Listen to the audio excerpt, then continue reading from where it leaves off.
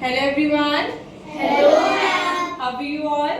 We are fine, ma'am. Okay, so let's start today's class. Today we are going to talk about some daily use English sentences. First one is कृपया समय पर दवाई ले. इसे कैसे बोला जाता है? Please take your medicine on time. क्या अब आप बेहतर महसूस कर रहे हैं? Are you feeling better now? अपने हाथ अच्छी तरह धो लो. Wash your hands properly. गीले हाथों से स्विच मत छुओ.